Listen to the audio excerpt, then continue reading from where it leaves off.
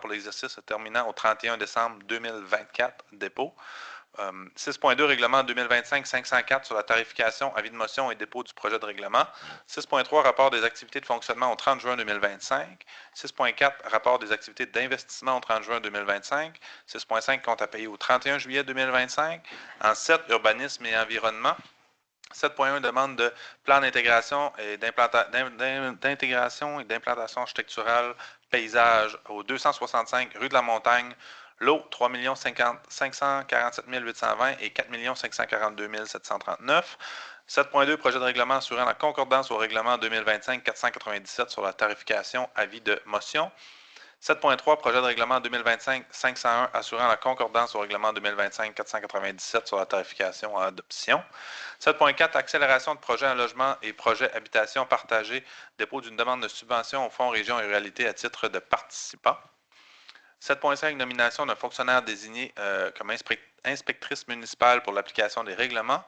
8, dossier du développement et du tourisme. 8.1, pose et installation du système d'affichage municipal, contrat. 9, loisirs, culture et vie communautaire. 9.1, ouvrier municipal, 24 semaines à l'Arena et à la patinoire extérieure, embauche pour remplacement. Dans les travaux publics et les bâtiments, on a un 10.1, le pavage de la place des Cèdres et rue de la Gare, octroi de contrat.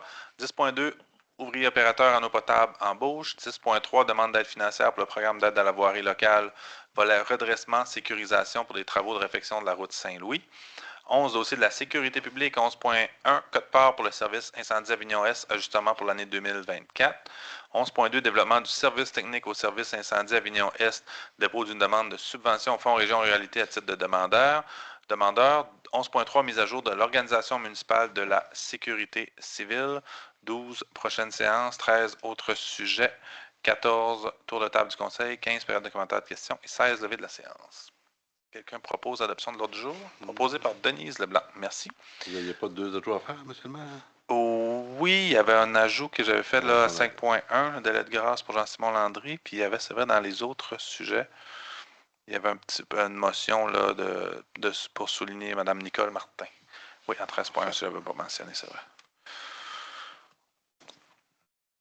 C'est bon. Si vous le voulez, on pourrait peut-être débuter par M. Poirier là, de Raymond Chabot de Grant Thornton qui est ici pour nous présenter les états financiers 2024. Vous pourrez nous faire la présentation, on va débuter comme ça, puis ensuite on pourra y aller avec la procédure régulière pour l'ordre du jour pour le dépôt du document. Ça vous va. Je vous laisse aller, M. Poirier. Donc, bonsoir. Bonjour, David Poirier, du bureau de présenter les états financiers pour l'exercice terminé le 30 décembre 2024. C'est bon. Je vous suis, M. Poirier, je vous suis. Donc, on peut passer à la page suivante.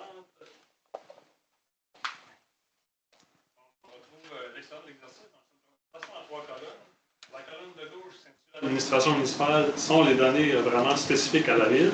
La colonne du centre, organismes contrôlés, inclut les organismes qui sont contrôlés par la ville. Donc, dans cette colonne-là, on retrouve la Société de développement et de mise en valeur de Carleton-sur-Mer, le Centre de production et de division culturelle de Carleton, c'est-à-dire le Quai des Arts, puis également la portion là, qui revient à la ville dans la régie intermunicipale de gestion des matières résiduelles. Donc, cette portion-là, c'est environ 16 % de la régie. Puis finalement, la colonne totale est consolidée. Donc, si on commence par regarder la colonne administration municipale, on retrouve le total des revenus de fonctionnement de 11 515 000. Ensuite, le total des charges de 11 720 000, ce qui donne un déficit de 204 183. Évidemment, il ne faut pas partir en peur tout de suite à ce point-là. Donc, si on continue, on vient faire le jeu pour ramener une conciliation des fins fiscales. Donc, on annule l'impact de l'amortissement des immobilisations pour 2 59 840. On vient ajouter le financement à long terme qui a été réalisé pour les activités de fonctionnement durant l'exercice, donc un prêt de 300 000 pour financer un aide pour les nouveaux logements qui a été versé. Ensuite, on tient compte du remboursement de la dette à long terme qui a été réalisé pendant l'année pour 1 205 790. Les activités d'investissement qui ont été payées par les opérations courantes pour 268 000. Puis finalement, les affectations aux réserves financières et fonds réservés pour 161 240. Ce qui nous donne le résultat réel à la fin de l'exercice pour la ville, donc un excédent de fonctionnement de 520 080 $.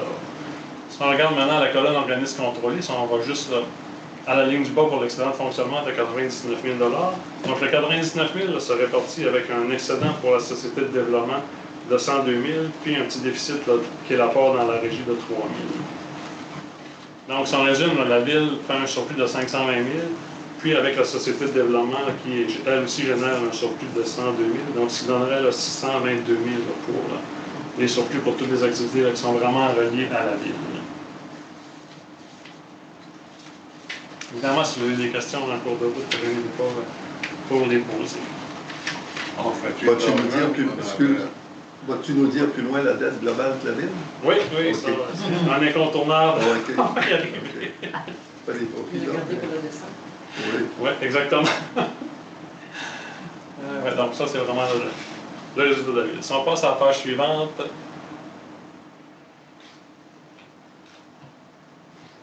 Donc, on voit ici la répartition des revenus de fonctionnement non consolidés. Donc, ça veut dire que c'est vraiment juste les revenus de la Ville. Donc, évidemment, là, comme on retrouve dans la majorité des villes, la principale source de revenus sont les revenus de taxation, là, pour 6 945 320 $. Ensuite, un petit montant en rouge, compensation dans le milieu de taxe de 387 000 La pointe en mauve, les transferts, donc ça correspond à toutes les subventions que la Ville reçoit, des différents paliers de gouvernement, donc pour ses opérations courantes, pour 776 000 $. Maintenant, en bleu, les services rendus. Donc, dans cette section-là, on retrouve principalement les revenus qui proviennent du camping, mais également le service incendie là, qui est offert aux autres municipalités, les revenus pour les spectacles du Quai des Arts, puis également toutes les autres locations et revenus de 40 jours. Donc, qui rentrent dans la section services rendus pour 2 546 398 Puis, pour terminer, la section orange, autres revenus, 800 618 Donc, c'est composé principalement des contributions des parcs éoliens pour 540 000 $, puis également des revenus là, de droits de mutation là, qui sont facturés par la Ville. Ensuite, on reprend encore l'analyse des revenus de fonctionnement. Cette fois-ci, avec une présentation là, à 3 colonnes pour chaque catégorie de revenus qu'on a eu précédemment. Donc, les colonnes de gauche en mauve sont les données réelles 2023, donc l'exercice précédent. Les colonnes du centre en bleu, les données réelles de 2024. Puis la colonne de grise, en gris à droite, le budget qui avait été adopté là, par le conseil municipal au début de l'exercice. Donc, on va voir que pour pratiquement là, tous les différents types de revenus, le revenu réel est légèrement là, supérieur au budget qui avait été prévu. Là, donc, il n'y a pas eu de grosses surprises majeures là, au niveau des revenus. Je n'ai pas de point particulier là, à vous mentionner ce soir. Tout a été comme prévu. Et même un petit peu mieux, justement, parce que le réel est légèrement supérieur au budget là, pour les différentes catégories de revenus. Ensuite, on va prendre le même principe, mais cette fois-ci au niveau des dépenses. Donc, encore une fois, c'est spécifiquement les dépenses de la Ville. Donc, si on commence en haut à droite, en bleu foncé, l'administration générale, donc c'est-à-dire toutes les dépenses en lien avec le personnel administratif, l'hôtel de ville, les dépenses du conseil, donc qui totalisent 1 123 000 La portion en rouge, sécurité publique, pour 1 128 000 donc on retrouve les dépenses du service incendie, puis également le montant qui est versé là, pour la contribution pour le service de la Sûreté du Québec. Ensuite, en vert, c'est les dépenses au niveau des transports, donc 1 205 000 donc ça inclut la voirie et le déneigement. Ensuite, dans la grosse partie mauve, au centre, en bas, donc dans les liens du milieu, pour 1 682 000 donc on retrouve, c'est quand même une bonne partie de une grosse section de dépenses. C'est tout ce qui est en lien avec l'aqueduc et coûts des matières résiduelles, matières recyclables. Ensuite, un petit montant de santé et bien-être, 83 000 Dans l'aménagement, urbanisme et développement, donc 1 171 000 Cette rubrique-là inclut le montant de 300 000 qu'on a vu qui avait été financé là, pour l'aide au nouveau logement qui a été versé en 2024. Puis finalement, dans le loisir et culture, donc il y a aussi une rubrique de dépenses importante. Mais par contre, on retrouve les dépenses du camping dans cette section-là. Le camping a une dépense, mais elle rapporte aussi des revenus importants. Comme les dépenses d'arena, du Quai des Arts, de la bibliothèque. Donc vraiment tout ce qui est en lien avec les loisirs et la culture qui totalise. Le golf, est-ce que le golf est là-dedans aussi? Non, le golf fait partie de l'organisme contrôlé de la Société de développement et de mise en valeur de Carleton. Ah, OK, donc il n'est pas là-dedans. Non, dans lequel je mentionnais au début l'organisme qui génère là, près de 100 000 de surplus qui sont pratiquement les opérations du golf. Le golf est géré par la SDMC, administré par la SDMC, mais la SDMC génère un bénéfice de 99 000 Il termine l'année toujours en plus. Oui. Okay. Voilà.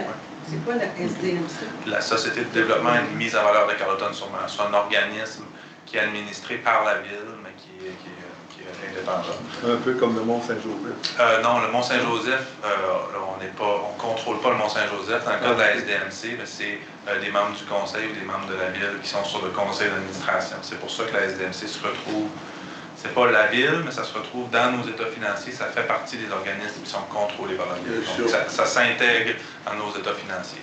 Le surplus qu'ils font, ça vient-tu à la ville? Puis si par contre ils font une perte, c'est vous autres qui renflouez Exact. dans cette portion-là. C'est-à-dire qu'ils proviendraient de loisirs et culture Si la ville vient faire une contribution, ça va se retrouver là. dans cette portion-là. Ouais. Et puis finalement, en haut, on retrouve les frais de financement, donc c'est-à-dire les intérêts sur la dette à long terme et les emprunts temporaires là, pour 645 789 $. À la page suivante, donc, on va... Au niveau des arpendaires, est-ce que c'est géré par la ville, ça? Oui. OK, donc ça, c'est... C'est-à-dire que ça fait partie des dépenses de la ville, mais on donne un mandat à la Corporation du Mont-Saint-Joseph pour gérer, qui l'opère, oui, exact. Okay. Mais c'est un modèle différent du golf. Ah, OK. Ouais.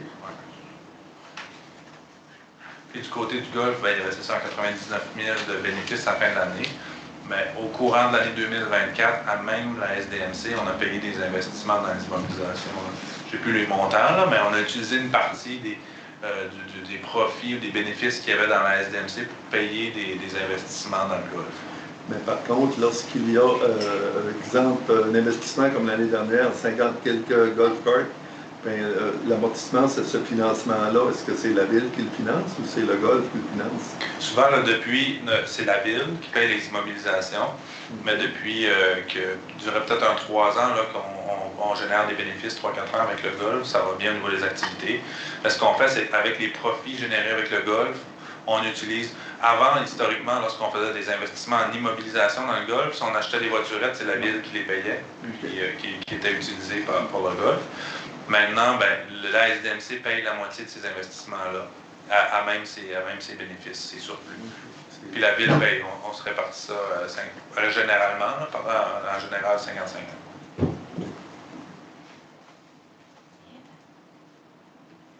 C'est bon? C'est beau. Donc, à la page suivante, on reprend encore une fois la présentation en 3 colonnes là, pour les catégories de dépenses. Donc, je rappelle qu'à la colonne de gauche en haut, ce sont les années 2023. La colonne centre en bleu, le réel 2024, et la colonne grise, à droite, le budget qui avait été adopté. Donc, on peut voir, comme les revenus, là, les données réelles là, sont assez semblables au budget. Dans le cas de la sécurité publique, on voit qu'il y a une grosse augmentation comparativement en 2023. C'est simplement que c'est le nouveau service incendie là, qui est regroupé avec les autres municipalités environnantes, qui est géré par la ville. Donc, les dépenses sont dans la ville, mais les revenus également. Donc, l'augmentation des dépenses avait été prévue au budget. On voit que la colonne grise avait augmenté comparativement en 2023. Mais par contre, la journée qu'on va acheter un nouveau camion de pompiers, est-ce que les coûts d'emprunt vont être dans cette colonne-là ou ça va provenir des... Présentement, là, la façon, on a une entente de 5 ans pour le service incendie et on se partage tous les équipements. Les petits équipements, là, je dirais, là, les équipements de protection, etc. Mais les casernes et les véhicules sont, chacune des municipalités est responsable des casernes et des camions de pompiers. Donc, si nouvelle, on remplace un camion de pompier, présentement, Maria aussi, Carleton-sur-Mer va payer son camion, Maria aussi, la même chose. Mais s'il y a des boyaux à changer, s'il faut acheter des habits de combat, des équipements, des masques, ça, c'est les 4 municipalités qui payent pour ces petits équipements-là. Je veux qu'on va avoir emprunté un 3, 4, 500 000 pour l'achat du nouveau camion en 2025. Là, exact, oui, ça va être plus proche du million, là, mais oui. Ah, OK. Pas les équipements, pas parce qu'on est dans le luxe, là. Ça va être dur sur nos taxes. Arrête d'être cheap. Non, c'est vrai qu'il ne faut pas que je sois cheap, c'est vrai. C'est une blague. Les prix des camions de pompiers ont explosé depuis la pandémie, Comme le reste. C'est bon, on va passer à la page suivante. Donc, là, on tombe dans la section des transports. Donc, la portion de gauche, c'est la voirie municipale. La colonne du centre, l'enlèvement de la neige. Donc, on voit encore là, que les dépenses réelles là, sont inférieures à ce qui avait été budgété. pour l'enlèvement de la neige, ben, je pense que c'est pas une surprise à tout le monde. Je sais que l'hiver a été plus doux, et moins de neige, ce qui vient faire une certaine économie de dépenses là, au niveau de cette section-là.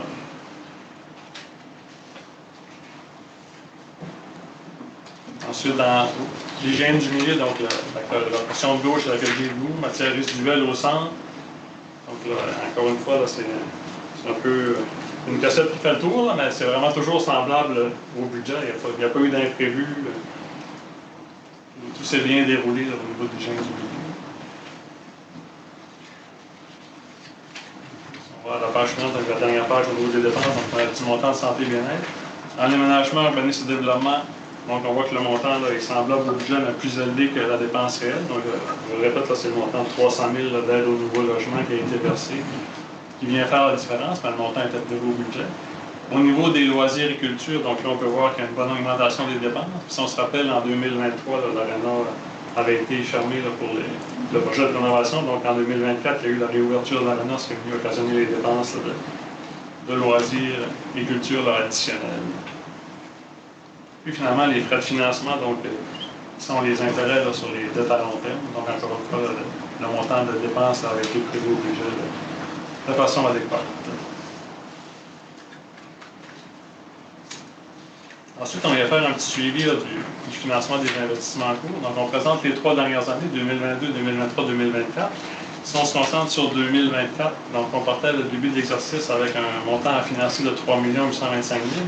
Donc, ce qui était principalement des travaux de l'Arena qui avaient été réalisés en 2023, pour lesquels le financement a seulement eu lieu en 2024. C'est une façon de procéder assez courante dans les municipalités quand il y a des projets importants. Les projets sont réalisés une année, puis le financement est seulement effectué l'année suivante. On ajoute les acquisitions d'immobilisation qui ont été faites pendant l'année. Donc, en 2024, il y a eu pour 1 616 000 de dépenses d'immobilisation. Donc, ça comprend la fin du projet de l'Arena, des véhicules au camping, des travaux de camping également, aussi d'autres projets différents. On vient ajouter les revenus d'investissement, donc c'est-à-dire les subventions que la Ville a bénéficiées là, pour les projets de près de 400 000, à 3 099 000. Le financement à long terme, donc les dettes qui ont été réalisées auprès d'institutions financières pour 4 559 000. Puis le montant qui est financé par les actifs de fonctionnement de 268 000. Et le montant aussi d'affectation de réserves financières et fonds réservés de 43 514. Ce qui nous donne à la fin, donc il restait seulement un montant de 172 000 à financer.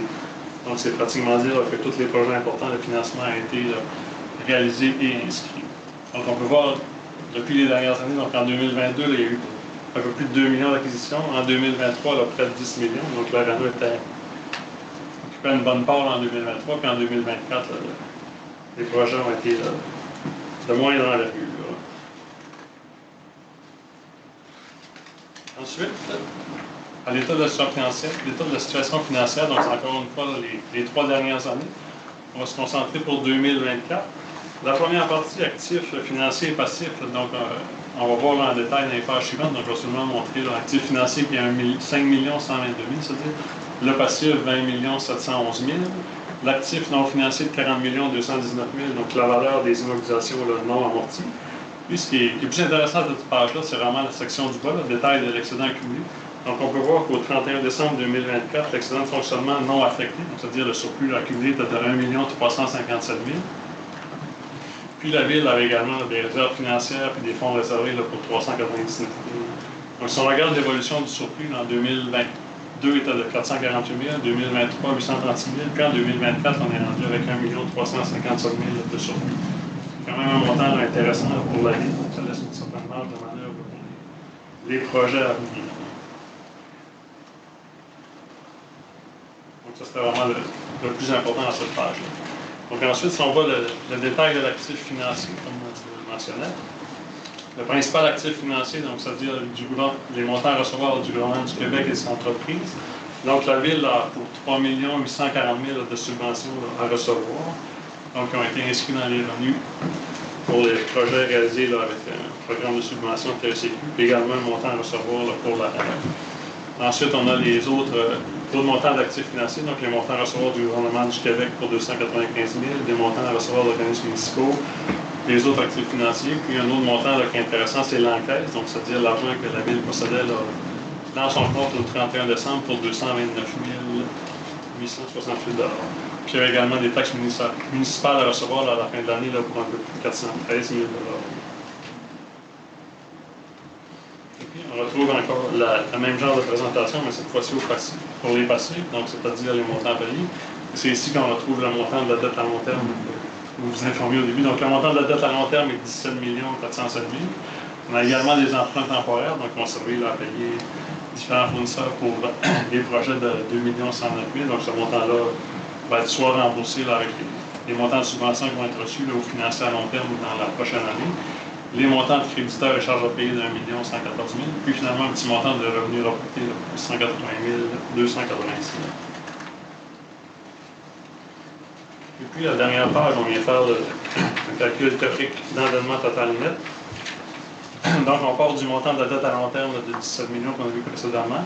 Les activités d'investissement financier, donc le montant pour lesquels la Ville avait réalisé des projets, mais pas de financement inscrit de 172 000. On vient soustraire le montant des sommes affectées au remboursement, donc c'est-à-dire une subvention que la Ville reçoit là, au fur et à mesure qu'elle rembourse une dette, une dette qui était financée par une subvention. Puis également, il faut venir ajouter le montant des codes-parts dans l'endettement total net des organismes contrôlés. Donc, les normes nous obligent à présenter 505 000 $, mais on s'entend que la Ville n'aura pas là, à rembourser cette dette-là. C'est vraiment les organismes en question, qui est principalement un montant de la régie, puis également un petit montant de la Société de développement de mise en valeur. Donc, ces organismes-là vont rembourser eux-mêmes leurs dettes, mais les normes nous obligent là, à le tenir dans un calcul théorique. Donc, si on ne tient pas compte de ce montant-là, on pourrait dire que l'endettement total de la municipalité est d'environ 17 600 000 $. On voit un peu l'évolution. Donc, en 2022, le montant était de 13 870 000 $. En 2023, là, on a eu le projet de l'Arena qui est venu s'additionner, mais depuis 2023, là, la dette là, est stabilisée. Encore une fois, là, si on ne tient pas compte du 500 000 là, qui est environ à 17 600 000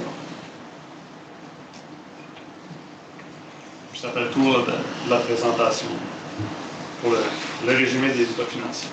La dette exacte, avec un fonds. La dette exacte est à 17 millions. 18 millions. À 18 millions, c'est la dette là, qui inclut également là, la dette de la régie intermunicipale et la petite dette de la société. Donc, si on veut vraiment savoir là, la dette de la ville réelle, il faudrait soustraire les deux, là, ce qui donne environ 17 600 000 $. Mais s'ils ne payent pas, ça la ville qui paye pareil. Ben, au niveau de la régie, là, la régie est vraiment en bonne situation régie, financière. Elle a les moyens de payer sa dette. Elle a une dette, là, mais elle a 3 millions surplus. Là, la régie est capable de payer sa dette là, sans problème. C'est plus théorique, effectivement. Comme on est membre de la régie, l'ensemble des municipalités membres ont une portion de la régie. Nous, elle est évaluée à 16 %. Étant donné la richesse de Carleton-sur-Mer, c'est comme si on avait 16 % de la dette et des actifs aussi. Ça veut dire qu'on de la a régie. 16 de 500 000. 500, c'est déjà 16 % de la dette de la régie. Parce que la régie, la C'est dette de la régie est 474. 474 000, puis un 31 000 de dette de la Société de développement de mise en valeur. Si on prend 18 149 que vous avez là, puis on enlève la dette de la régie qui est de 474 000, on arrive à... Non, mais c'est moi qui est toujours hasardeux de faire des calculs comme ça, séance tenante. 17 675 000. Plus ça, le chiffre à revenir. C'est point ça. Est-ce que vous avez d'autres questions pour M. Poirier sur les états financiers présentés? C'est clair? Merci beaucoup. Ben, merci beaucoup. Merci, M. Poirier. Merci pour votre écoute et profitez bien de l'air climatisé. Cette soirée. Ça repose. Bonne fin de réunion. Merci, c'est gentil de vous voir. Alors, je nous ramène à notre ordre du jour régulier. On serait maintenant au point 2, qui est la période de commentaires et de questions portant sur les sujets de l'ordre du jour. Le ravoir à l'écran l'ordre du jour. Mais si vous avez des questions sur ce qui sera adopté, déposé ce soir en séance, ça peut être maintenant. Sinon, toutes autres questions, on va les prendre à la fin. Le rapport, je sais pas, à un moment donné, là, vous parlez de la tarification, là. Oui. Ça, c'est pour les affaires sportives, là. Oui. Comment Comment est-ce qu'on paye pour la piscine à nos équipements? Je n'ai pas le montant exact, on peut vous le trouver là. Ça varie d'une année à l'autre selon la fréquentation. À chaque année, on réajuste selon les utilisateurs, la provenance des utilisateurs. M. Audit va pouvoir peut-être nous trouver le chiffre exact, là, mais c'est environ 26 000 à peu près. Là, ça varie entre 26 et 30, 32 là, selon le nombre d'utilisateurs. Ouais. D'autres questions? Ça va? Donc, on serait maintenant au procès verbal en 3, l'approbation du procès verbal de la séance ordinaire du 15 juillet 2025. Si c'est conforme, j'aurais besoin de votre proposeur pour l'adopter. Proposer comme ça? Non? Vous pouvez l'adopter quand même, le proposer, mais M. Leblanc a fait la proposition. Merci.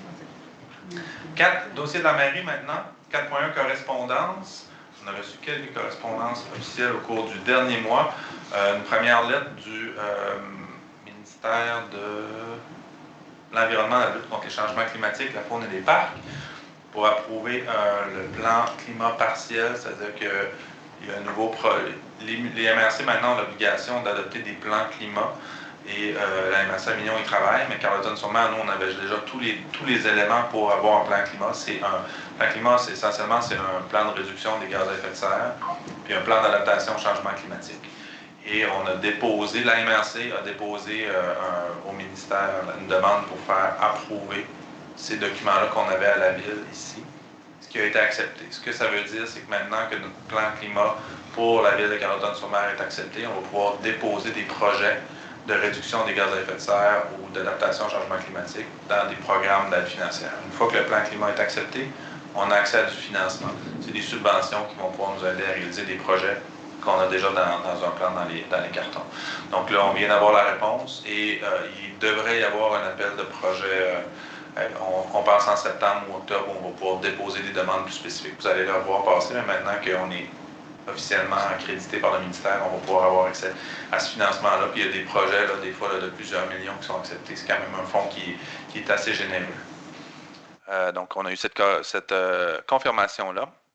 Ensuite, aussi, on avait reçu une correspondance de la Caisse, maintenant qui s'appelle la Caisse de dépôt et de placement du Québec, là, qui nous confirmait l'acquisition d'Inergex, comme Inergex a des parcs éoliens ici. Il fallait juste simplement nous mentionner qu'il allait poursuivre. Puis on a eu des correspondances aussi du réseau de protection animale, la Baie des Chaleurs, concernant les petits enjeux qu'il y avait dans le réseau là, au cours des derniers mois sur lesquels on travaille. Ça complète pour les correspondances. Maintenant, dans les dossiers... non, j'avais dans le dossier de... Oui. Juste vous confirmer que le montant pour la piscine en 2025, c'est 25 500 qui est prévu. Donc, c'est près du montant. Puis c'est basé sur notre fréquentation. Là. Le calcul de fréquentation, un peu comme la ville de Carleton fait pour l'Arena, pour la piscine de notre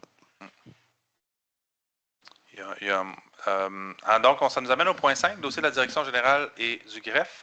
5.1, délai de grâce de Jean-Simon Landry. C'est simplement pour poursuivre le délai de grâce. M. Landry était absent des rencontres publiques. Donc, il faut simplement l'entériner puisqu'il a manqué plus de 3 séances consécutives. Est-ce que ça vous va? Quelqu'un propose? Régis Leblanc propose. Merci. 6, dossier de la trésorerie. 6.1, rapport financier et rapport de l'auditeur indépendant pour l'exercice se terminant le 31 décembre 2024. C'est un dépôt. C'est le rapport qui vous a été présenté par M. Poirier là, il y a quelques instants. 6.2 maintenant. Règlement 2025-504 sur la tarification, avis de motion et dépôt du projet de règlement. C'est un projet de règlement qu'on avait déjà adopté en janvier dernier, 2025. Puis dans ce règlement-là, il y a toutes les tarifications, tous les montants qui sont chargés par la ville, que ce soit pour un permis de construction, que ce soit la tarification dans nos salles, au Quai des Arts, aux arpents verts, au camping. Et on avait, en janvier dernier, mis une tarification pour les utilisateurs de l'Arena qui habitent des municipalités où il n'y a pas d'entente intermunicipale de signer. Ce qu'on avait dit en janvier, c'est qu'il y aurait un montant de 1 200 qui serait facturé par utilisateur pour les non-résidents qui n'ont pas signé d'entente. Maintenant, depuis janvier, là, il y a eu des échanges et discussions avec les municipalités là, limitrophes. Si vous avez vu là, tout récemment, là, la semaine dernière, la municipalité de New Richmond, de Maria et d'Escuminac ont accepté d'adhérer à ce projet d'entente intermunicipale-là. On est en attente d'une réponse du côté de Cascapédia-Saint-Jules et de Nouvelle. Nouvelle devrait se prononcer ce soir. Cascapédia-Saint-Jules, j'ai une rencontre avec eux demain. Et dans les discussions qu'on a eues avec eux, on a fait des petites modifications pour leur proposer un nouveau projet d'entente. Et dans ce nouveau projet d'entente-là, on est venu modifier un peu les montants. Plutôt que d'être 1 200 $ qui va être demandé pour les municipalités qui n'ont pas de signé d'entente, c'est 700 $ le montant qui va être demandé. Et ensuite, il y a un montant de 100 $ par usager qui va être pour le hockey mineur, le patinage artistique, qui va être chargé à tous les usagers. Peu importe de quelle municipalité. Ça veut dire que pour un jeune de Carleton-sur-Mer qui veut s'inscrire au patinage artistique, il y a un montant de 100 $ qui va être facturé par la municipalité, ce qui n'était pas le cas avant. La Ville a toujours offert gratuitement la glace aux associations. Et dans nos discussions avec les municipalités limitrophes, ce qu'elles nous ont dit, c'est oui, on est prêt à adhérer à ce concept-là, puis à vous aider à payer une partie, mais on aimerait que les utilisateurs, eux aussi, fassent leur part. C'est pour cette raison-là qu'on a mis un montant de 100 $ par enfant pour un premier enfant. S'il y a 2 enfants dans la famille, le deuxième, ça va être 75 et le troisième enfant, ça va être 50 $. Donc, pour les municipalités qui vont signer l'entente, comme Marion, New Richmond, Esquiminac, par exemple, ben, il y a un montant de 100 $ qui va être chargé. S'il y a des municipalités qui ne signent pas l'entente, ben, à ce moment-là, ça va être un 700 $, comme je mentionnais, plus ce montant-là de 100, donc l'équivalent de 800 $ au lieu de 1200, comme le règlement le prévoit avant la modification qu'on fait ce soir. Puis pour les adultes qui sont dans les ligues adultes, qui ne sont pas résidents ou qui sont résidents de municipalités qui n'ont pas signé d'entente, ça va être 175 $ qui va être chargé. Donc, c'est essentiellement ces modifications-là qu'on adopte au règlement sur la tarification. Est-ce que ça vous va? Quelqu'un propose? C'est un avis de motion. C'est un avis de motion, oui. Quelqu'un donne l'avis de motion? Oui, Esteban Figueroa donne l'avis de motion. Merci. 6.3, rapport sur les activités de fonctionnement au 30 juin 2025. On se doit déposer un peu pour voir à mi-année, on en est où là, au niveau financier dans le fonctionnement. Je vous dirais que de façon générale, ça se passe bien au niveau des finances de la Ville. On respecte les budgets qui étaient prévus, qui ont été déposés à l'automne 2024. Donc, il n'y a pas d'éléments majeurs. Là. Je vous dirais que là, on est à la mi de la saison touristique. Là, on constate que présentement, à l'heure actuelle, là, les mois de juin, juillet ont été supérieurs à notre budget, supérieurs à ce qu'on avait l'an passé aussi, là, du côté du camping et du golf. Les saisons ne sont pas terminées, on va attendre selon la météo, etc. Il reste encore beaucoup de belles journées, mais pour le moment, on est légèrement en haut de ce qu'on avait comme budget pour le golf et le camping. Et du côté des revenus de taxes aussi, là, on pense qu'on va peut-être, on est proche du budget à l'heure actuelle, donc on pense qu'on va peut-être avoir des revenus légèrement supérieurs à ce qu'on avait budgété au niveau de la taxation. Est-ce que ça prend une adoption pour le rapport? Ça, dépôt? Dépôt, parfait. 6.4 maintenant, rapport des activités d'investissement, simplement pour faire état au conseil là, des projets d'investissement en immobilisation qui ont lieu. Il n'y a pas énormément, c'est pas une grosse année d'investissement en immobilisation. Là. Dans les gros projets, il y a le parc de l'OTJ, là, les travaux ont débuté, ont enlevé l'asphalte et les travaux vont débuter cette semaine-là, dans les prochains jours. Donc, essentiellement, c'est simplement ces différents éléments-là qui sont présentés pour le conseil en 6.4. 6.5 maintenant, c'est les comptes à payer au 31 juillet 2025. Il y en avait pour un montant total de 607 244 au 30 juillet. Vous l'avez tous reçu, là, la liste exhaustive des comptes à payer. Si c'est conforme, j'aurai besoin d'un ou d'une proposeur pour les adopter. Proposé par Amélie Dallaire. Merci. Ensuite, 7. Dossier de l'urbanisme et de l'environnement. 7.1. Demande de plan d'implantation et d'intégration architecturale, un PIA paysage au 265 rue de la Montagne pour les lots 3 547 820 et 4 542 739. C'est un terrain qui est du côté ouest de la rue de la Montagne, à peu près face au Trait-Carré. Le PIA s'applique dans ce secteur-là. C'est un PIA qui a été réfléchi pour les constructions en montagne pour diminuer l'impact possible visuel de ces constructions-là. Dans ce cas-là, ce n'est pas une construction qui est visible, c'est vraiment la partie plus basse. Là. On est avant, avant le fer à cheval. Donc, c'est la maison, c'est le croquis que vous voyez à l'écran. C'est une maison avec un garage, puis l'objectif de la demande, c'est d'ajouter un cabanon, ce que vous voyez en haut à droite là, sur l'image donc à la maison. Il y a 2 propositions qui avaient été faites là, avec des dispositions différentes pour le cabanon. Et le comité consultatif d'urbanisme recommande la version 2, qui n'est pas celle-là que vous voyez présentement. C'est peut-être un peu difficile, mais il va être Avec la pente, là. ouais, la pente, dans le fond, la pente va, avec cette deuxième proposition-là, la pente imite celle de la maison et dans la même direction que celle de la maison. Le CCU jugeait le tout plus harmonieux, donc ça respecte les critères du PIA. Vous le voyez peut-être un peu mieux là-dessus, là. Donc la maison, c'est le terrain qui est un peu en beige, là, et le cabanon serait dans une portion, ouais, exact, là où est le curseur présentement. C'est la rue de la Montagne que vous voyez, la rue, et la rue qui est perpendiculaire, c'est le chemin du Trait-Carré. Alors voilà, si ça vous convient, ça prendra une proposition pour adopter cette demande. Proposée par Denise Leblanc. Merci. 7.2, projet de 7.2 et 7.3, c'est en lien avec ce qu'on a adopté tout à l'heure au niveau de la trésorerie avec le règlement sur la tarification. Dans le règlement sur la tarification, là, je vous ai parlé de la tarification pour l'ARENA, mais il y a aussi tous les montants qui sont associés à l'urbanisme, qui se retrouvent dans plusieurs documents dans le règlement d'urbanisme. On vient dire pour une demande de permis, ça va être tel montant de certificat, etc. Donc là, avec les points qu'on traite présentement, 7.2 et 7.3. 7.2, c'est le projet de règlement assurant la concordance au règlement 2045-497 sur la tarification en vue de motion. L'idée, c'est d'harmoniser tout ça plutôt que d'avoir plein de montants dans différents documents, de tout joindre ça, d'harmoniser ça avec le règlement sur la tarification pour avoir un seul document qui regroupe tout pour éviter des doublons.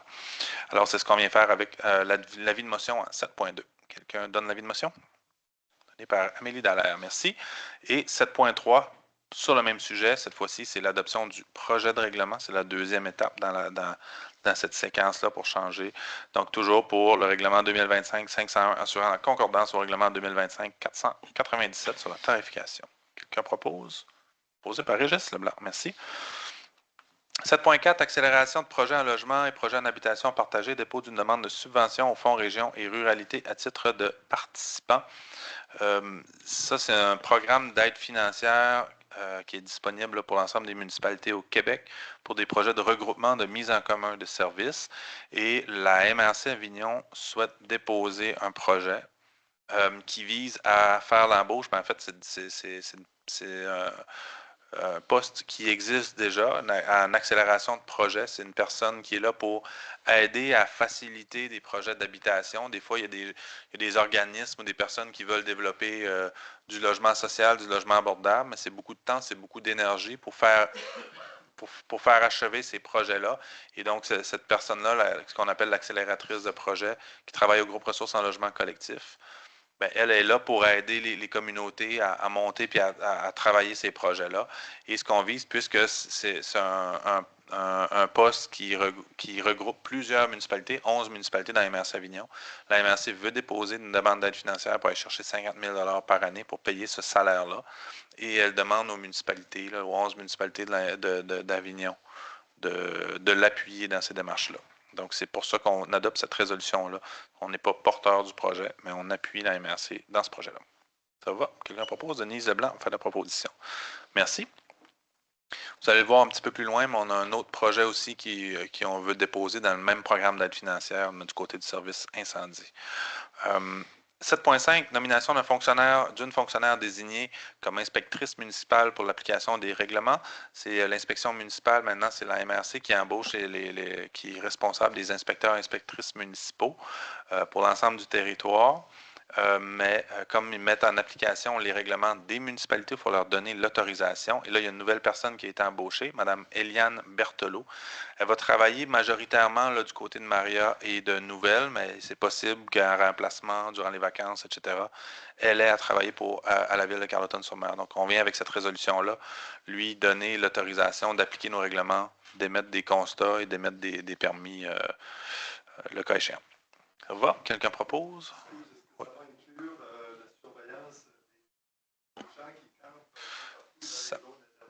ça fait partie.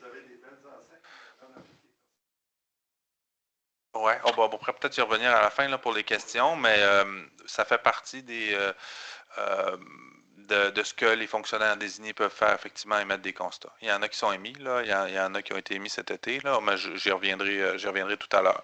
Mais donc, la présente résolution serait pour nommer Mme Eliane Berthelot comme fonctionnaire désignée. Quelqu'un propose? Régis Leblanc propose. Merci. Dossier du développement et du tourisme, maintenant, pose et installation du système d'affichage municipal. On avait octroyé un contrat là, à la firme pour concevoir, préparer tout l'affichage municipal. Oh, c'est possible juste d'avancer un peu l'ordre du jour. On ne le voit plus. On est à 8.1. Ouais, c'est bon. Voilà. Il y a comme 3 écrans à gérer. Pause d'installation de l'affichage municipal, donc on a donné le contrat. Là, il y a la firme qui est en train présentement de réaliser, de préparer l'affichage. Et là, ce contrat-là, ce soir, 32 300 $.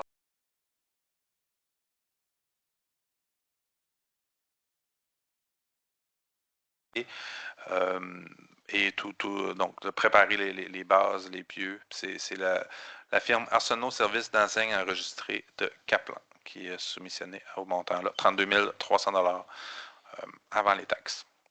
C'est un projet qui devrait être exact pour la totalité de la ville. On va revoir toutes les enseignes. Pas les poteaux de rue, là, mais toutes les grosses enseignes bleues avec les poteaux en bois. Là, ben, il y en a plusieurs qui sont cassés, qui ont été réparés. Puis on a revu le positionnement, le concept, etc. Là, ça va être fait, si tout va bien, d'ici l'hiver, ça va être complété. Ça va être complété à l'automne, les travaux. On va rafraîchir. Est-ce que ça vous va? Quelqu'un propose? Denise Leblanc fait la proposition. Merci. 9 maintenant, loisirs, culture et vie communautaire. 9.1, ouvrier municipal, 24 semaines à l'aréna et la patinoire extérieure. C'est une embauche pour un remplacement d'un employé pour le poste, qui est un poste de 24 semaines à l'aréna et à la patinoire extérieure. Il a débuté à partir du 28 juillet, puis on va officialiser l'embauche de M. Julian Coletti dans notre équipe. Quelqu'un propose? Proposé par M. Figueroa. Merci. 10, dossier des travaux publics et des bâtiments. 10.1, pavage à Place des Cèdres et rue de la Gare, octroi de contrat. On veut octroyer un contrat à Eurovia pour le pavage des 2 rues mentionnées. Place des Cèdres, on est à 63 438 $ et 47 040 pour la rue de la Gare. C'est la portion sud de ces rues-là, la portion à partir de la 132 qui est plus abîmée. Là, donc, c'est pas pour les rues au complet, mais on y va maintenant depuis plusieurs années sur vraiment la section qui nécessite des réparations. Pour la place des Cèdres, on est sur une longueur de 126 mètres. Et pour la rue de la Gare, c'est 140 mètres pour un resurfaçage. Quelqu'un a fait la proposition? Proposée par Régis Leblanc. Merci. Maintenant, 10.2, ouvrier opérateur en eau potable. C'est pour procéder à l'embauche maintenant aussi pour l'équipe des travaux publics à partir du 4 août de M. Francis Trudel. Quelqu'un propose? Proposé par Esteban Figueroa. Merci. 10.3, demande d'aide financière, programme d'aide à la voirie locale, volet redressement, sécurisation, travaux de réfection de la route Saint-Louis. C'est pour refaire la route Saint-Louis de la voie ferrée, aller jusqu'à la fin de la section asphaltée, là, au pied des côtes. C'est un tronçon qui est priorisé dans un plan d'intervention qu'on a fait faire, qui nous donne accès à du financement. On avait déposé l'an passé, on a été refusé. On redépose cette année dans l'espoir d'être accepté. C'est un projet d'environ 800 000. Avec ce programme-là, la subvention paye 85 % des travaux. Donc, c'est vraiment très avantageux. C'est une portion de route qui est vraiment en très mauvais état. Ça va? Quelqu'un propose? Le dépôt de la demande pour aller chercher l'aide financière. Amélie Dallaire fait la proposition. Merci. 11, sécurité publique. 11.1, code part pour le service incendie Avignon-Ouest, ajustement pour l'année 2024. On a déposé les états financiers tout à l'heure. Ce qu'on a constaté au niveau du service incendie, c'est que les dépenses ont été un petit peu inférieures au budget.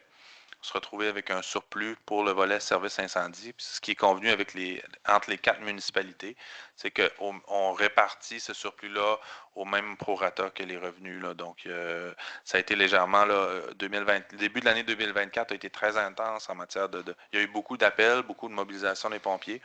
Ça s'est réduit en fin d'année un peu, ce qui fait on avait un budget de 522 000 pour le service incendie.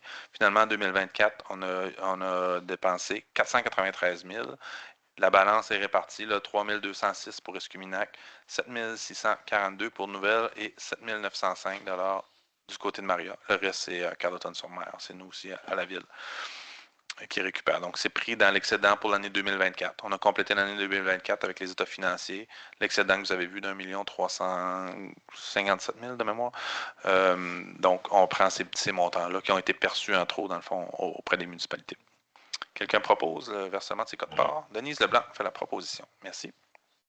À l'inverse, l'entente prévoit que si en cours d'année, on a davantage de dépenses ou ça coûte plus cher que ce qu'on avait budgété, ben on va facturer aux municipalités en cours d'année un montant. Comme on a eu moins de dépenses, ben là, on envoie un chèque. 11.2, développement du service technique et du service incendie Avignon-Est, dépôt d'une demande de subvention au Fonds Région Ruralité à titre de demandeur. C'est ce que je vous expliquais, le même programme d'aide financière pour la mise en commun de services municipaux qu'on a vu tout à l'heure. On a appuyé un projet de la MRC, cette fois-ci, ce qu'on veut déposer. Comme on s'est mis en commun les 4 municipalités pour un service incendie, ce qui est prévu, la prochaine étape du service incendie, c'est l'embauche d'un comment on l'appelle, j'ai mécanicien, là, mais c'est pompier mécanicien qui va venir faire l'entretien des 4 casernes, de tous les véhicules, tous les équipements VTT, etc. Et c'est un projet qui pourrait être admissible puisque c'est un nouveau service en commun.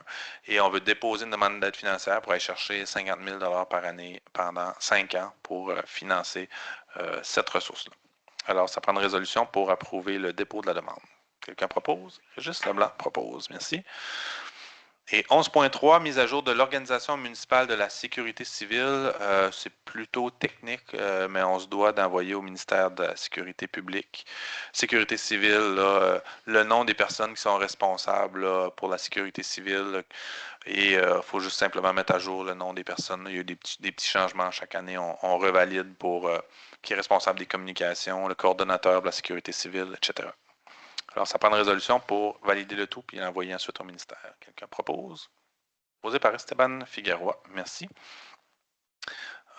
Prochaine séance. La prochaine séance aura lieu quand? Le 8 septembre. Merci. Ici même.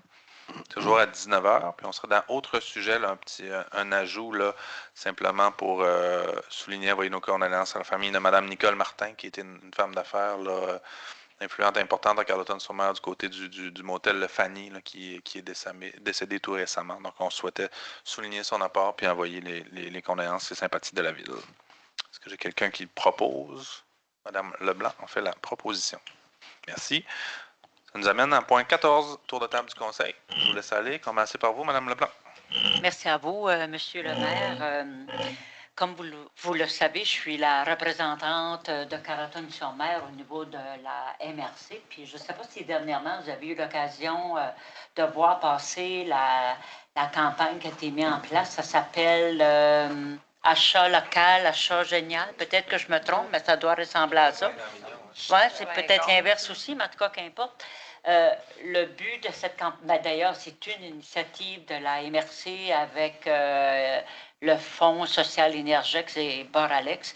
Et le but de cette campagne-là, c'est bien sûr vraiment d'encourager l'ensemble de notre population à aller vers nos commerces de proximité, mais particulièrement les commerces où il y a des services essentiels, dont, exemple, les stations d'essence. Et la campagne, ça s'appelle aussi Faire le plein. Je ne sais pas si vous avez eu l'occasion, ils ont pris des comédiens, puis on voit ça passer. Tout simplement, moi, si c'est possible, d'encourager, bien sûr, le milieu, puis, parce que c'est quand même... il y a beaucoup de commerçants présentement qui trouvent ça plus pénible ce qu'on est en train de vivre. Merci à vous. Merci. Madame Dallaire. Bonsoir tout le monde. Merci d'être là pendant vos vacances. Moi, je voulais simplement souligner là, un projet de, j'espère que je ne te vole pas ton allocution, Régis, mais de la troupe à tour de rôle cet été pour Héritage Vivant.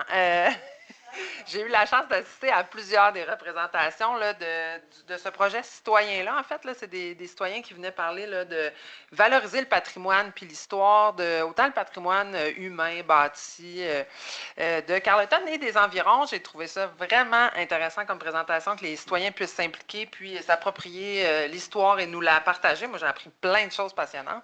Et puis, ben, féliciter la troupe de théâtre à tour de rôle d'avoir mis ça en place. Ça doit être beaucoup de travail quand même, d'accompagner les citoyens dans un projet créatif comme ça. Moi, j'ai trouvé ça vraiment super de faire rayonner Carleton comme ça, puis notre histoire.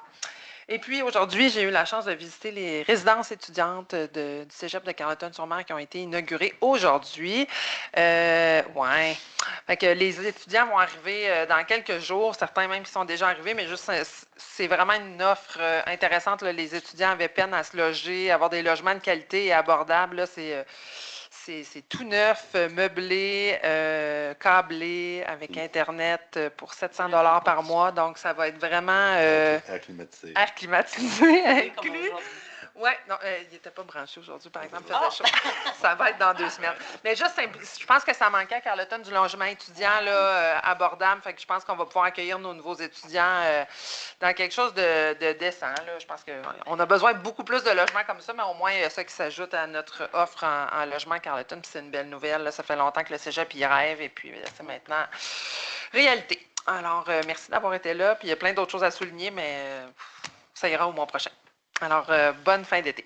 Merci. M. Figueroa. Bonsoir tout le monde, j'espère que vous passez un bel été, puis que vous n'aurez pas eu trop chaud dernièrement avec de l'air climatisé si vous en avez. Puis c'est justement mon intervention a un peu lien avec ça, parce que Mathieu l'a mentionné au début de la rencontre, là, il y a eu une acceptation d'un plan partiel pour les plans climat, pour Carleton notamment. Puis ça, c'est grâce au travail qui s'est fait en amont là, pour faire avoir un plan localement pour la gestion des gaz à effet de serre, puis une stratégie d'adaptation, qui va nous aider maintenant à pouvoir aller chercher des fonds là, plus pour des projets plus concrets en sensibilisation, protéger les berges, les écosystèmes aussi en amont. Donc pour nous, c'est quand même une bonne nouvelle qu'on a, puis qui va nous aider justement à nous préparer pour des possibles canicules qui vont augmenter plus tard, par exemple, là, à travailler pour planter des arbres, etc. Fait que moi, je suis content pour cette nouvelle-là, puis on va continuer à travailler dans ce sens-là. Merci. Merci, M. Figueroa. M. Leblanc. Merci, M. Leblanc. Alors, vous dire que c'est un été culturellement riche, hein, comme les autres années. Là, on a la chance d'en profiter pratiquement jusqu'à la fin août. Et le prochain rendez-vous culturel qui vient juste comme de s'ajouter dans le fond à l'ensemble des activités, ça va être les fêtes acadiennes le 15 au bout du quai avec Pascal, Paul Lemieux, les Chevaliers de Colomb vont être sur place pour faire des hot dogs, donc animation de l'histoire acadienne. Il va y avoir le 17 autre chose à l'oratoire au Mont-Saint-Joseph, une cérémonie religieuse aussi dans le contexte. Puis c'était les malheureuses décès. Moi, je voudrais saluer le personnage que fut dans notre communauté, M. Louis Harvey. Grand homme de théâtre, homme de culture, homme de lettres, etc. Donc, c'est très triste de voir M. Harvey partir. Donc, il y aura cérémonie à Carleton, au Quai des Arts. Ouais. Alors, je tenais à saluer ce grand homme qui a nourri l'intellect de beaucoup de Gaspésiens et Gaspésiennes avec le lancement, dans le fond, du projet de la librairie Libère à New Richmond. Fait que voilà, je vous invite à profiter de toute la programmation que la ville offre sur les lieux. N'oubliez pas nos compteurs qui sont à la pointe et sur le quai. Alors, voilà. Fait que bonne fin d'été. Merci beaucoup. Merci, M. Leblanc. De mon côté, vous rappelez qu'il y aura des élections municipales bientôt. J'ai plus la date, là, mais c'est toujours le premier dimanche de novembre. Je crois que c'est le 2 cette année. Donc, si vous avez de l'intérêt ou des questions, vous pouvez vous adresser à M. Audette, qui est notre président d'élection, qui va gérer de façon indépendante ce processus-là, qui va débuter sous peu, ma foi. En septembre. Septembre. Ça commence plus activement en septembre. Excellent. Puis, simplement en réponse là, à ce qui avait été mentionné là, plus tôt là, sur le camping illégal, effectivement, il y a des gens qui campent un peu partout sur le territoire. On a une réglementation qui est en vigueur, qui est appliquée. La Sûreté du Québec l'applique et nos fonctionnaires municipaux l'appliquent. Le défi qu'on a, ce qu'on a constaté, c'est que le fonctionnaire, le responsable, principalement l'inspecteur municipal, travaille du lundi au vendredi. Et là, il y a des fins finaux qui ont compris que la fin de semaine... il y avait possibilité de s'installer. Donc là, on est à regarder tout ça, là, mais je vous dirais que comparativement à ailleurs sur le territoire, dans la région, on a une réglementation qui est en vigueur, on est capable de l'appliquer, on émet des constats.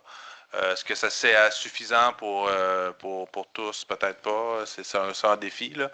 On rencontre beaucoup de gens, les cadets aussi de la Sûreté du Québec sont avisés, donc vont faire des interventions, vont intervenir pour avertir les gens, la Sûreté du Québec et notre inspecteur municipal. Je vous laisse la parole si vous avez des questions. Ça pourrait être... Oui, M. Rivière? Oui.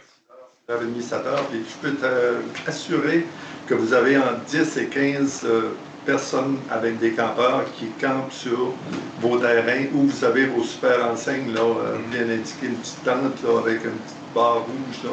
C'est plus ou moins sérieux, puis je me dis, ces gens-là, ils doivent rire dans leur barbe, puis ils doivent se dire, la ville de Gallatin, c'est merveilleux. J'ai parlé avec quelques-uns, ils sont fiers de pouvoir utiliser les sites interdits en disant qu'il n'y a pas de contrôle ici, qu'ils sont bien heureux de ça. Il existe des sites sur Facebook actuellement, là, camping gratuit, là.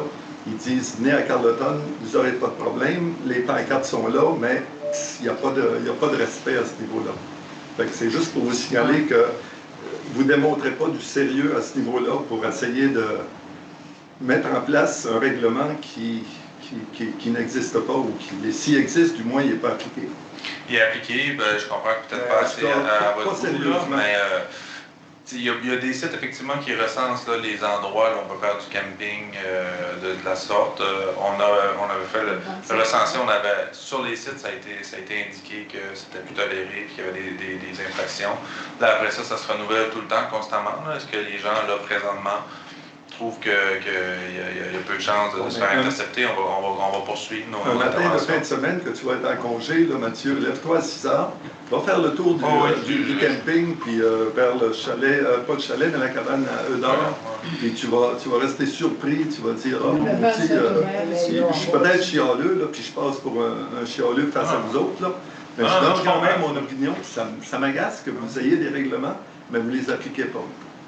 Mais je me déplace sur le territoire. Je le vois aussi. J'habite ici, puis je me promène. Mais t'es occupé, tu as d'autres tâches ailleurs, tu as plein d'autres affaires. Oui, mais j'ai le temps de me déplacer, puis de constater, de profiter de... Donc, j'ai un autre point, excusez. Il y a aussi le banc de Saint-Omer. Ah, le banc de Saint-Omer aussi, mais ça, on ne va pas ça parce que c'est un autre village. J'ai un autre point. Oui. La route des Bernards, là, vous avez un point d'entrée pour aller à votre station de pompage. Oui. Okay. Au-delà de cet endroit-là, environ 150-200 mètres plus loin, j'ai pris des photos il y a à peu près un mois, puis j'en ai repris d'autres ce matin.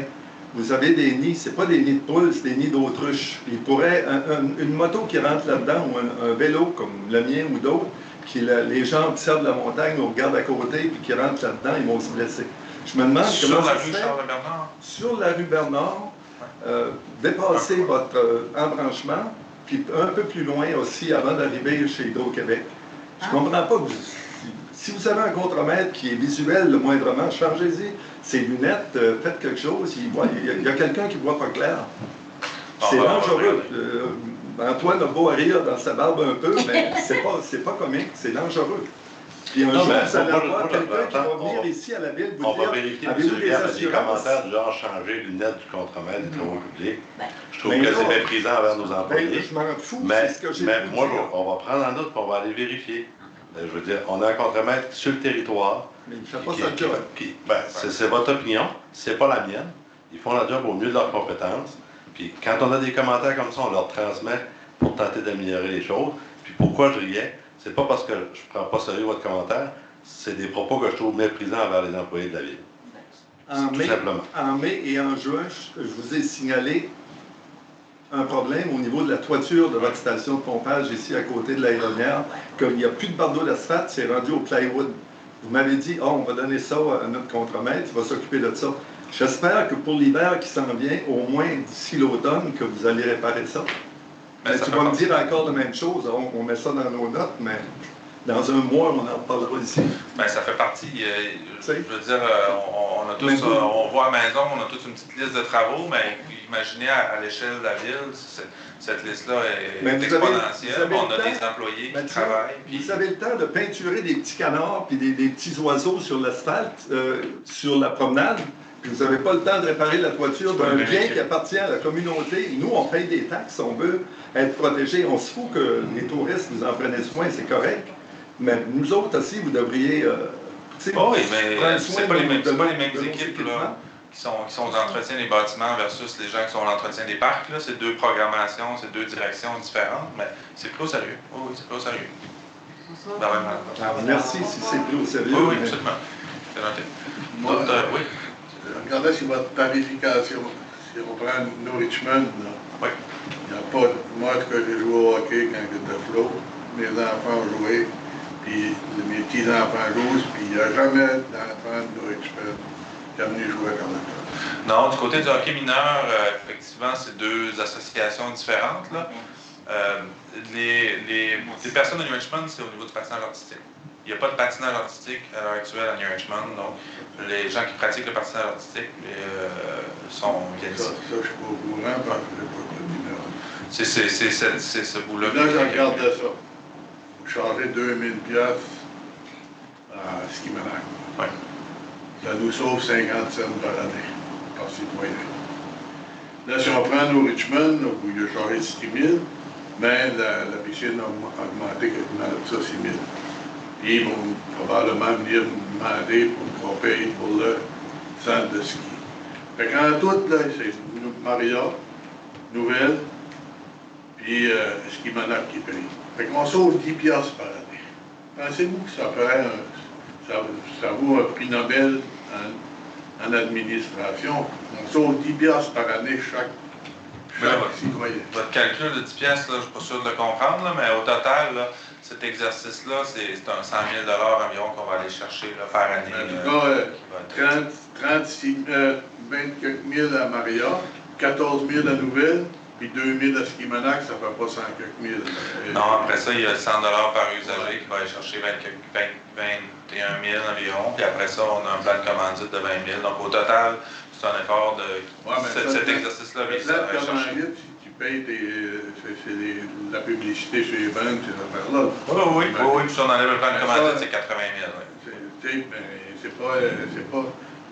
Puis là, vous changez aux enfants pour aller faire du sport. Quand on veut les enlever dessus de tablette dans deux maisons chez eux. À un moment donné, c'est pas tous les parents qui sont riches. Là. Et quand tu vas jouer au hockey, là, tabarnouche, ça coûte cher. Tu fais des tournois, toutes sortes d'affaires. Je trouve qu'on est rendu bas comme ville. Tu sais, on charge, on fait des économies avec des bouts de chandelle. C'est pas logique. En tout cas, moi, à mon idée, je trouve que c'est pas bon. Je trouve ça bizarre. C'est pas dans l'intérêt. Les touristes, on lui en donne des parcs, on lui donne des toilettes, on lui donne un parc sur le bout du quai. Il y a des spectacles, quand il y a des spectacles qui sont pour tout le monde, il n'y a pas de place pour que tout le monde peut rentrer. Ben, tous les aménagements qu'on fait, on les fait pour notre population. Hein. C'est pas les parcs, là, c'est. On a assez, on n'a même pas de place pour tous se rassembler ensemble. C'est tous des petits groupes. C'est comme diviser pour mieux régner. On avait le Maximum Blues, là.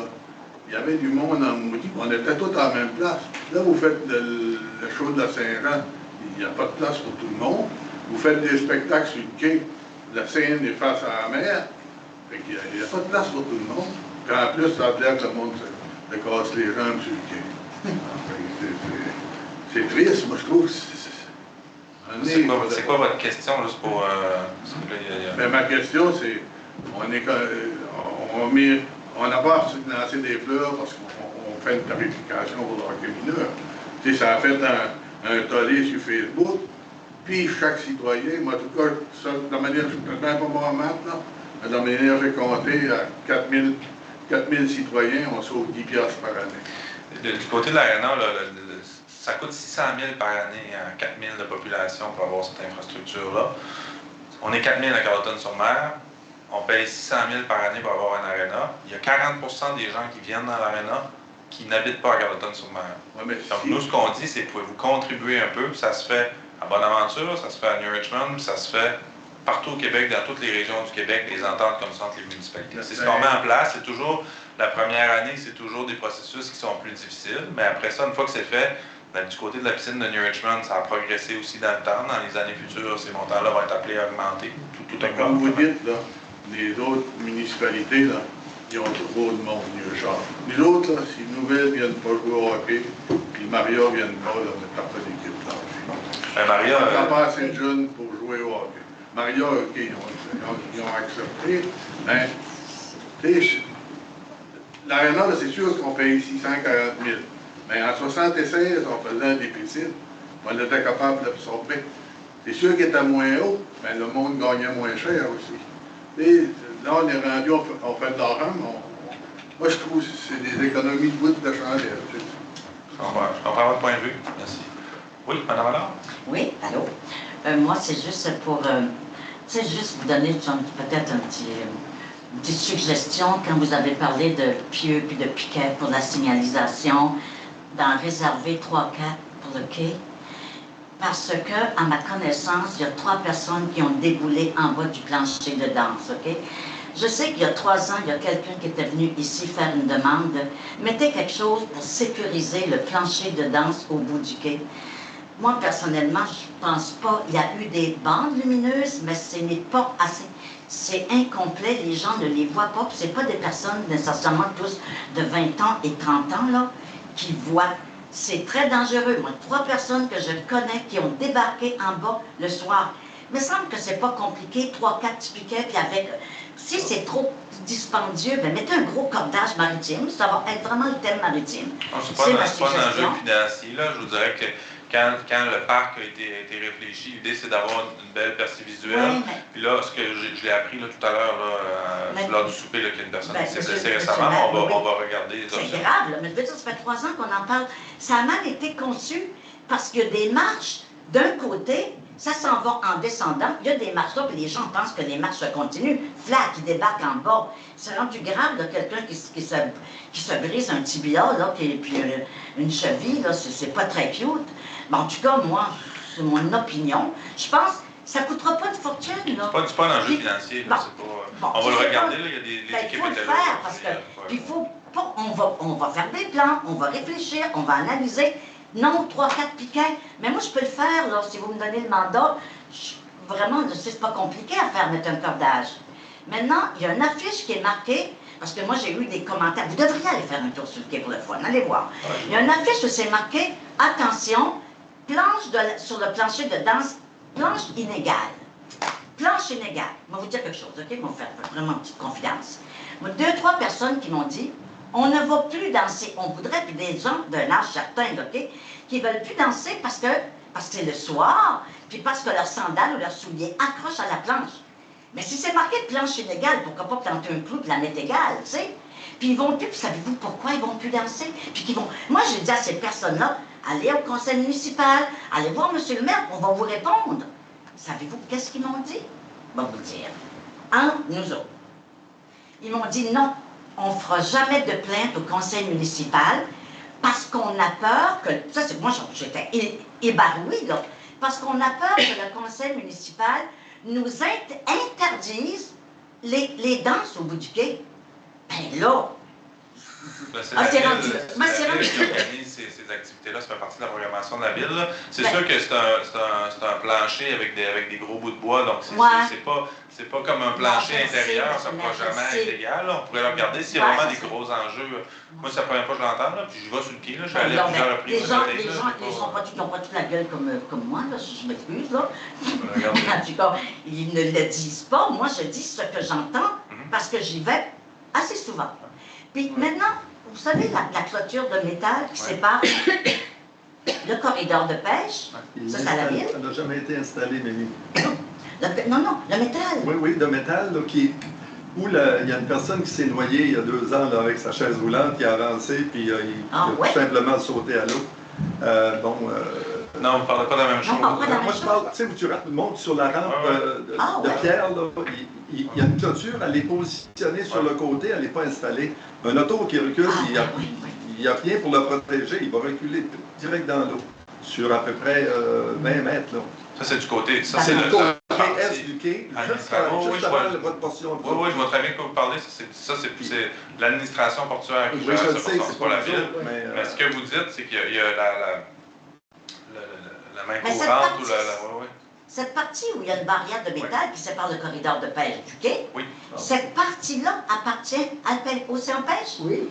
Parce que c'est terriblement sale. Ça prendrait vraiment un aspirateur commercial, vraiment des mégots de cigarettes, c'est comme un petit peu poché. La partie béton, c'est l'administration portuaire. La partie en bois, c'est à la ville. OK. Les planchers, le patelage de bois, c'est à la ville. C'est à la ville. Donc, de ce côté-ci, c'est au pêche. Ouais. Vous autres, non. Vous autres, la propriété, je ne suis pas sûre. Mais on le note, là, je veux dire, on a un siège. Non, mais allez faire un petit tour, vous allez voir comment est-ce que c'est dégueulasse.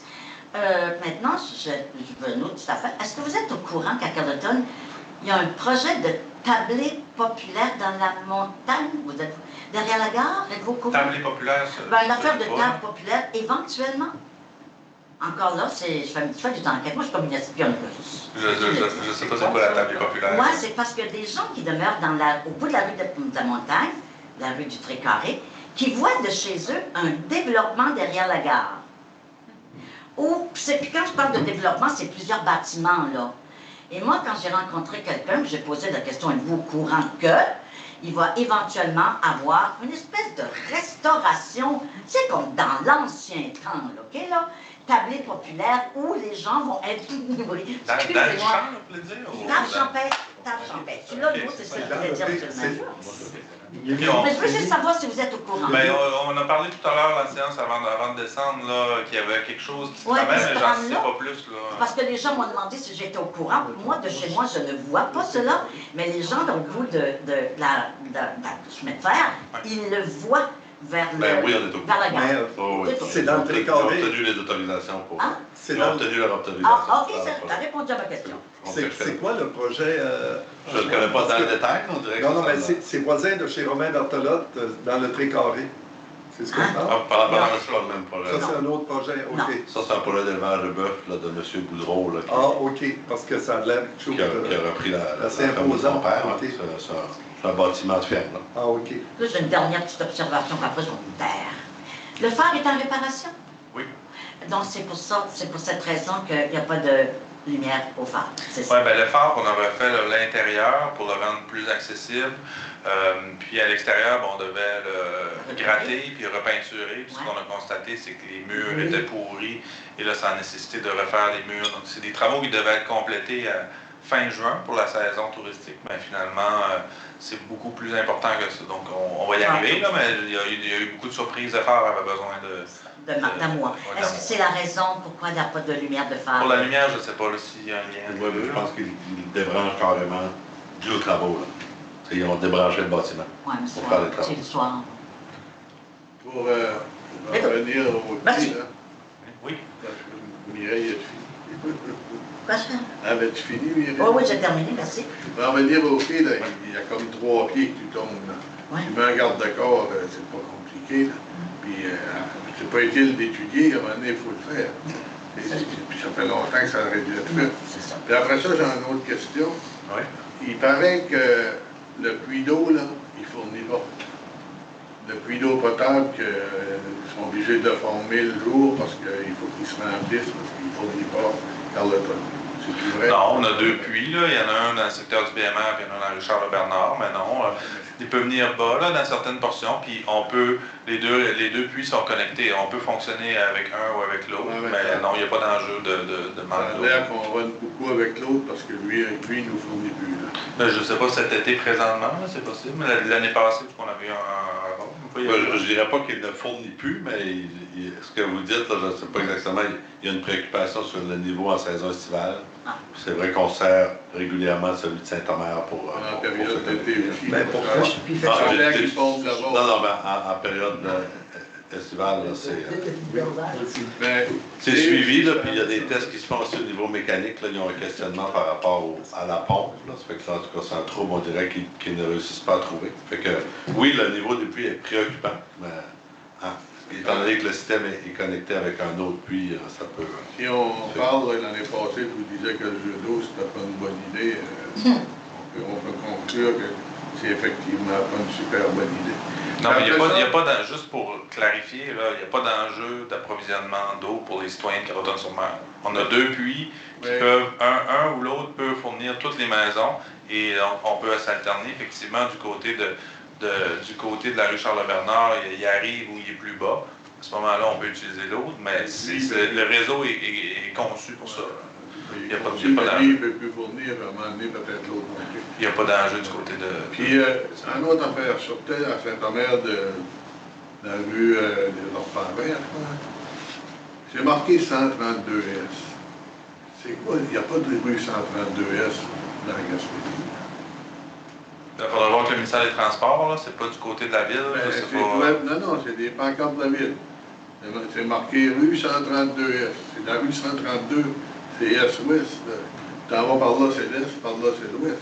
Il n'y a pas de rue 132S. Vous irez voir, vous promenez, là, puis il y a une autre place, là. J'ai vu, c'était marqué ça. Sur la rue Beaulieu, Beaulieu. On peut le vérifier, là, je sais pas. Tu arrives au coin de la rue, là, tu as le nom, la rue Beaulieu, puis après ça, il y a une autre rue, là. Moi, Bélanger, je ne me rappelle pas du nom de la rue, ce qu'ils appellent Richard Vest, là. Mais quand tu arrives, c'est marqué 132S. Là, tabarnouche, il n'y a pas de 132S en Gaspésie. On va le regarder. On va voir. C'est parce que la ville, habituellement, on n'affiche pas, on n'indique pas la 132, c'est pas nos routes. Ben, c'est sur le même poteau. Sur le même poteau, ok, on va regarder. D'accord. D'autres questions, commentaires? Ben, Oui. C'était surtout un commentaire suite à l'histoire de l'eau. Oui. Vu la température qu'on a, qui est excessivement chaude, que je sais pas, il pourrait peut-être avoir des recommandations aux gens à ménager l'eau et non pas. C'est pas le temps d'arroser son gazon en pleine. Oui, on peut le regarder là. Je ne pense pas que les niveaux soient inquiétants de notre cas, mais effectivement, c'est toujours bon on le fait souvent plusieurs appels. Mais il y a une construction à Carleton-Est sur la droite, là, le grand parking, là, 3 gicleurs toute la journée aujourd'hui qui balayaient. On m'a dit, tabarnouche, l'eau est rare, ou l'eau va devenir rare, certain, puis on devrait demander à ce que ce soit on va le regarder. Au ralenti. C'est bien noté. Oui, M. Lemont. Oui, je voudrais juste apporter une petite précision sur le fait que les ouvriers municipaux font des petits canards. Là, juste vous préciser que c'est l'œuvre d'une artiste. C'est pour ça que je me permets de porter un dossier culturel. J'ai souvenir de merveilleuse inauguration. C'est un projet qui a été soutenu par Desjardins à la demande de Bouge pour que ça bouge, pour faire un parcours actif pour nos jeunes du primaire, etc. Et je vois beaucoup, moi aussi je fais du vélo un peu plus tard que vous. Puis je voulais préciser que cette année, je suis impressionné du travail de l'équipe. Moi, quand je vois des employés municipaux, la broue dans le toupette, j'en ai pas vu un de l'été assis en train de regarder son téléphone, comme on fait beaucoup là, entre nous. Fait que c'est ça, je voulais juste que vous sachiez que c'est une œuvre artistique et nos employés ont beaucoup de talent, mais ils n'ont pas le temps de faire des petits canards.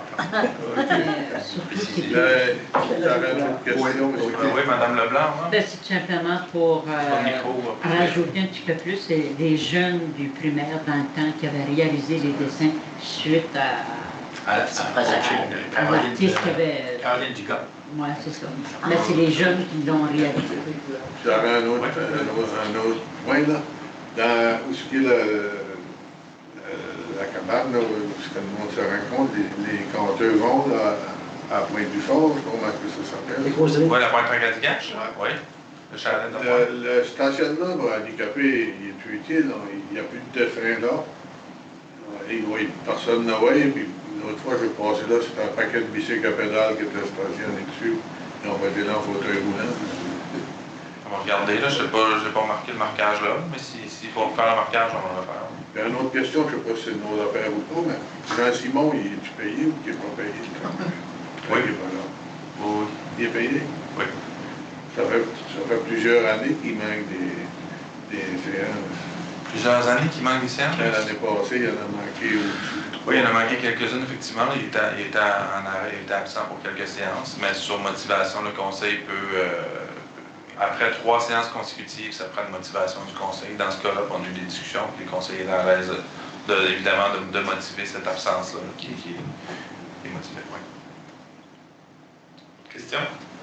Ça va? Ah, ça va. On va procéder à la levée de la séance. Quelqu'un propose? Denise, elle en propose. Merci. Fatigué? Bonsoir. J'ai même pas le temps de penser que ça devait être mais...